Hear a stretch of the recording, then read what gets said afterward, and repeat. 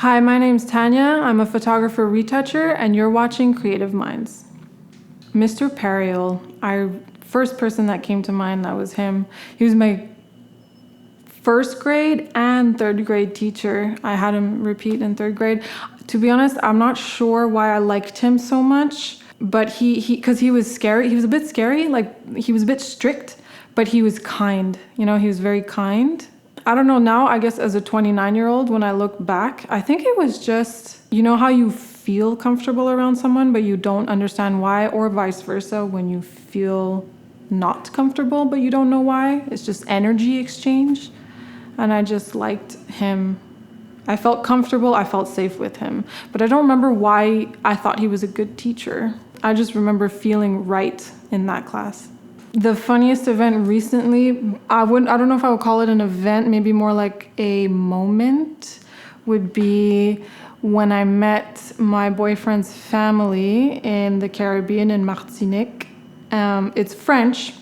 So, I'm used to Quebecois French, but they have like a Caribbean French basically. And when they talk really quick in between each other and add a bunch of Creole in there, and I don't understand, and I pretend like I do. And then at one point his mom asked me, like, do you know like what they're talking about? And I'm just like, no. And everybody just kind of started laughing. But, me pretending to understand something that I have no idea what's going on. I don't know. It was a funny moment. What?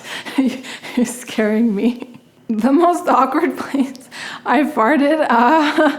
Awkward. Okay, awkward meaning that like somebody was there and it was, probably the dinner table. And his brother heard me and like looked at him. That was fucking embarrassing, but yeah, that happened. J'ai chaud là. I think I love the fact that I can read energy really well. I have a hard time, like if you will, like with words and stuff like that, but reading people's vibes and energies, even through screens, like when you're on a video call or whatever, I pick it up very, very, very, very easily. And whenever there's the slightest shift, I can tell. Sometimes if I'm comfortable enough with the person, I'll ask and they'll be like, yes, and then explain to me why. But energy, I can read energy very, very well. I love that. I feel like it's a huge advantage to have. That's a really good question. One of my most vivid memories as a kid, okay, I got one, is in the very first house where I was brought home, like after, the first house I lived in, we had in the backyard this swing set that was placed right under the power lines. And I don't know what took me or what came over me, but I decided to climb the swing set. And I don't know if you know how swing sets were built, but they were literally like one pole and then two on each side in the shape of a triangle to hold the whole thing together. So it's one pole, okay? I climbed up on one side of it and sat on that one pole. It was like this big, and just grabbed the power lines. I don't know why they were hanging so low, but they were. And I remember my mom coming out, and I remember being proud of the fact that I climbed the swing set. And I was like, look, Mom. And she lost her mind. She flipped out and she told me to get down. I didn't get in trouble, but I couldn't understand why she was so upset. I mean, now I get it. But that's one of the most vivid memories I have of being, like the very first few memories that I have. Different upbringing. I think in terms of different upbringing, I wouldn't change anything other than being exposed to more extracurricular as a kid, meaning like, maybe music or more sports or just a wider range of things. And as a kid, I remember wanting to try different things like, surfing, and then I eventually moved on to snowboarding. But then at one point I wanted to do soccer, but I never did. And then I wanted to play the piano. I did, gave it up, but as a 9-year-old, you don't know what's good for you. So I wish I had been pushed to do it more. Extracurricular activities is what I would have wanted to have more in my life. In terms of where would I have wanted to be born in order to experience that would probably be a place where you could surf. I don't know. I think picking a place where you would want to be born for me is a difficult question because my tastes changed, and I'm a huge traveler and I love travel. For example, right now I'm a bit obsessed with Scotland.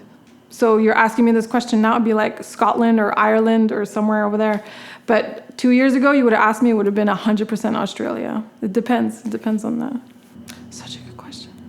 What am I passionate about?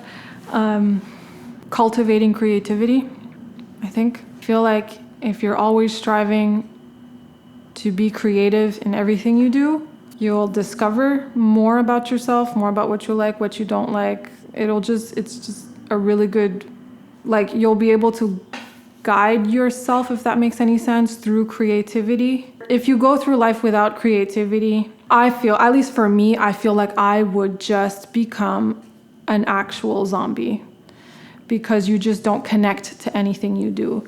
And creativity can be like, you know, even in cooking a meal, you know, you cook a meal and you put everything together on the plate so that in a creative manner, so that like you, in the end, you look at what you made and you're like, wow, that's really nice, or that's beautiful, or like, I'm proud of this. Like I just did, you know, it brings a sense of pride, I guess. Knew one another. Okay. Santa Claus and Easter Bunny knew one. I didn't even realize, you know what? I don't think I now, like today years old, because those are, I don't know, are they considered fairy tales, like urban legends or whatever? And you know, in the media or in movies, how they all know each other, like when you see them in films and stuff. So today years old, I mean, I don't know, I think today years old. I never, ever thought of that before. Lots of salads. The best thing ever to eat. Favorite thing to order from Amazon? Everything that I order. Like, I just like buying stuff. It's a problem though. That's part of our consumerist like society of like buy all the time. But every time I make a purchase from Amazon, no matter how small, I'm excited to receive it, no matter what it is. I don't know. Cats, they probably dream about fighting each other, because the only reason I'm saying that is if you reference cat videos of them sleeping and making weird noises, it just sounds like they're always beating someone up. So I don't know. That's a hard question. The name of a debut album, if I had an album, I don't know. I don't even, probably something along the lines of No Comparing.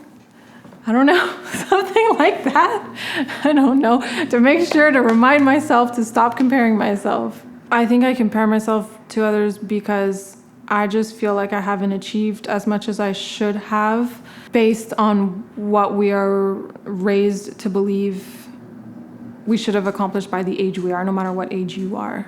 I think it's a societal thing, to be very honest. You go to school, pick a career, pick a vocation, study that, and then start working, and then 2-3 years into working, buy a house, have a family, all that kind of stuff. And I see a lot of my old friends from high school. I see a lot of my, I guess old friends, old acquaintances, or even people in my family doing just that. And I am so far off that path, and I just feel like I'm going the wrong way just because I seem to be the only one going that way. So it scares me, and then I turn around and compare. But at the same time, when I really think about it, I don't want those things, at least not yet, and I'm happy with where I am, and I try to remind myself of that. But yeah, I think I compare myself because I still tend to listen a little bit to other people's opinions a little bit too much, which is not something you should be listening to. But yeah, I'm just gonna use my first name. I don't like my last name. I hate my last name. Why? Blais, c'est tellement, je sais pas. Because if you're French, it's fine. C'est Blais. Tout le monde sait comment prononcer Blais. Mais in any other language, you're like, Blais. So I don't like it. I'm super self-conscious of it, to be honest.